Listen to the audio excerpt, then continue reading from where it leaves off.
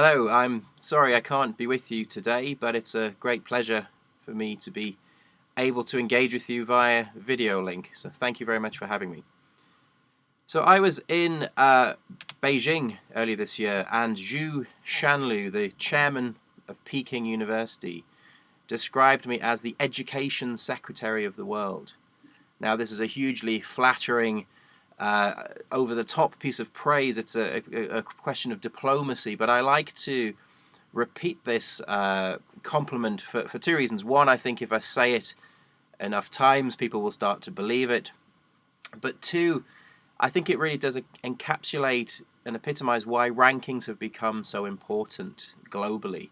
Now, rankings are actually not just promoting healthy competition and helping to raise standards, but they're actually creating global performance benchmarks, global key performance indicators. They're fostering a culture of sharing good practice. They're fostering a culture of collaboration. So it's not just about competition, it's about collaboration. They're giving visibility to rising powers. They're allowing us to shine a light on interesting new players in higher education. So I think it's an important role that rankings have, and it really epitomizes how much responsibility we have as those of us who rank.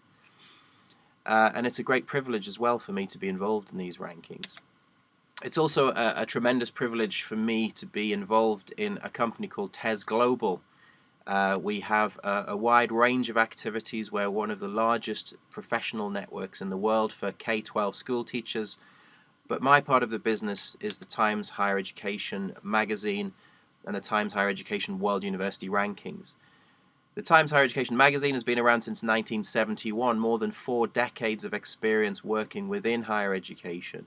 We serve professionals, senior managers, senior academics, senior faculty in the higher education environment.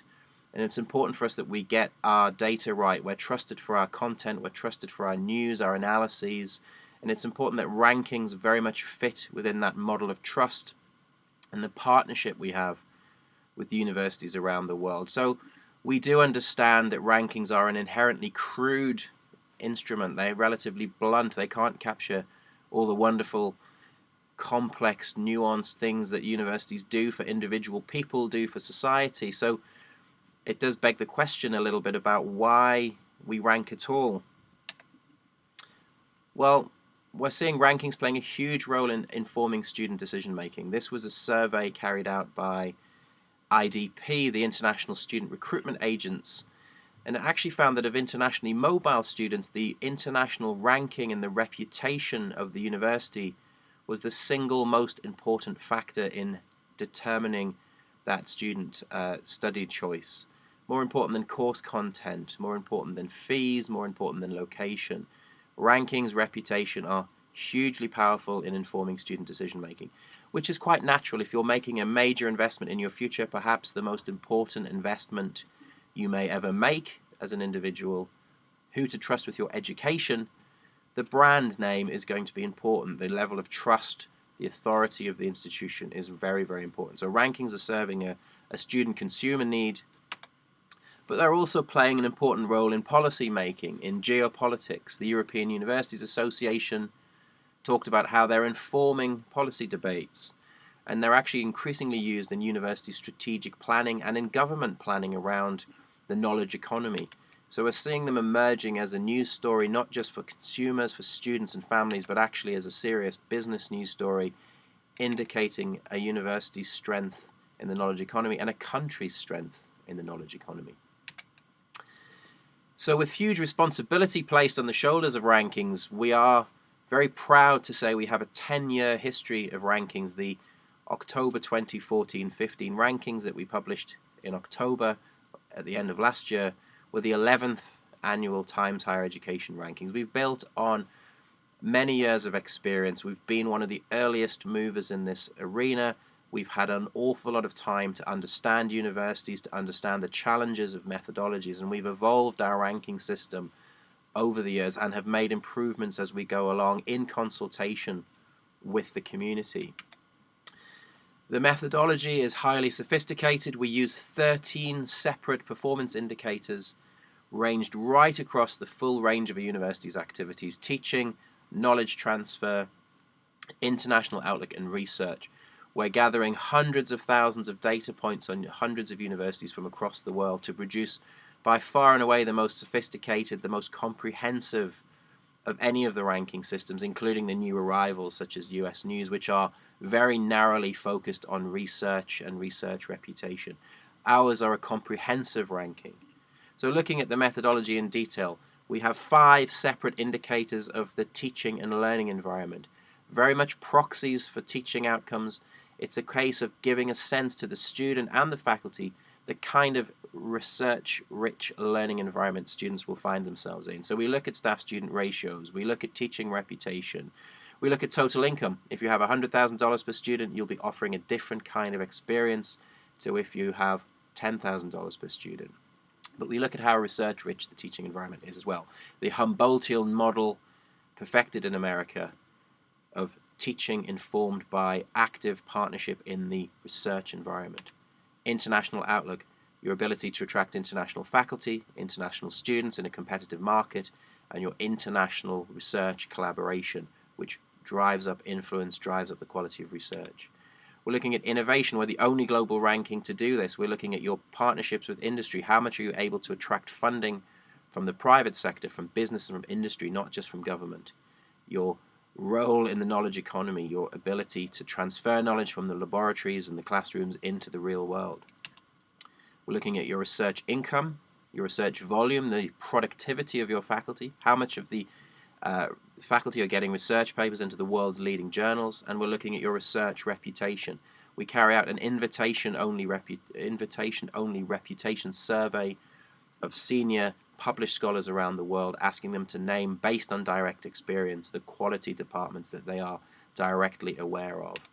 And we look at citation impact, how much your research is being disseminated, shared, and how much of it is contributing to new knowledge creation in the world.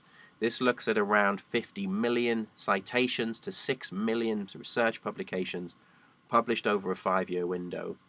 And it really is a very pure indicator looking purely at scholarly impact, irrespective of the discipline. It's all normalized for discipline.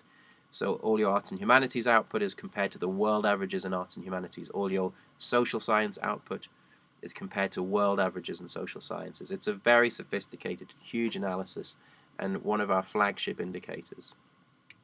So our approach to consultation, our approach to listening and learning, our sense of getting a comprehensive picture, a balanced picture, with no single factor dominating the rankings, has led to great praise and authority around the world.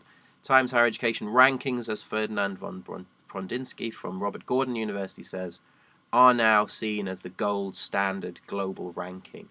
There are many new providers coming into the market. There are many upstarts and new providers. We have a decade of experience.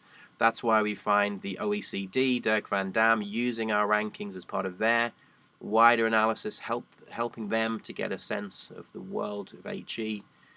And we're seeing them built into government policy around the world. I was in Russia at the end of 2014, working with the Russian government to examine how they can improve their universities. Prime Minister Abe from Japan is using the Times Higher Education rankings in his economic policy. And in India, we're also seeing the rankings being used as part of the key performance indicators for the higher education sector at a government level.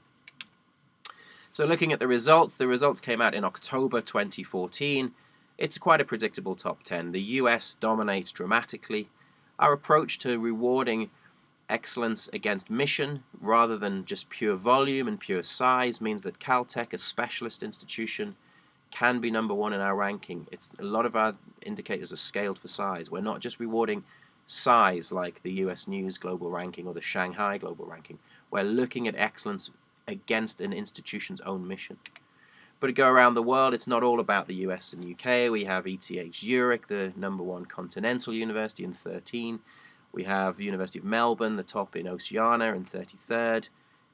We have Sao Paulo University, top of South America, and the Middle East Technical University in 85th. It's a comprehensive pattern.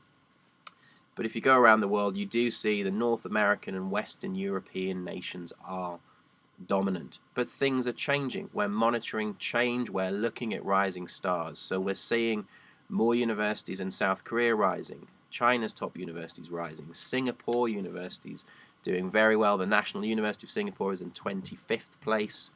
Peking University makes the top 50 in 48th. And actually we're seeing lots of North American universities starved of vital funding, suffering from austerity, starting to lose ground in these rankings. The East Asian economies that are investing dramatically in their rankings and in their universities, they're seeing great change and great progress. I'm coming to the end of my time. I just want to emphasize that Times Higher Education wants you to disaggregate the rankings.